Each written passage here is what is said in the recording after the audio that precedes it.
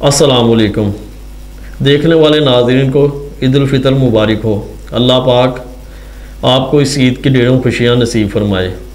ईद सिर्फ़ एक त्यौहार नहीं है बल्कि ये खुशी, मोहब्बत और एक दूसरे को करीब लाने का ज़रिया है। ये दिन हमें बतलाता है कि खुशियाँ बांटने से दुगनी होती हैं। एक दूसरे के साथ वक्त गुजारने से रिश्ते मजबूत होते हैं। इस ईद पर जो दोस्त, अहबाब और रिश्तेदार नाराज़ हैं, इनको अल्लाह की रज़ा की खातर मनाएं और आपस की नाराज़गियाँ ख़त्म करें।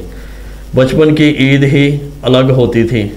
सुबह सवेरे जल्दी उठना, नहाना, नए कपड़े पहनना, ईद की नमाज अदा करने के बाद घर के बड़े बुज़ुर्गों और रिश्तेदारों से ईद इकट्ठी करना और दोस्तों के साथ मिलकर मौज मस्ती करना सबसे बड़ी खुशी होती थी।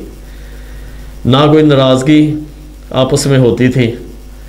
वक्त के साथ साथ ईद मनाने के अंदाज ही बदल गए हैं, लेकिन इसकी रूह आज भी वही है, यानी मोहब्बत, अपनायत और कुर्बत का एहसास।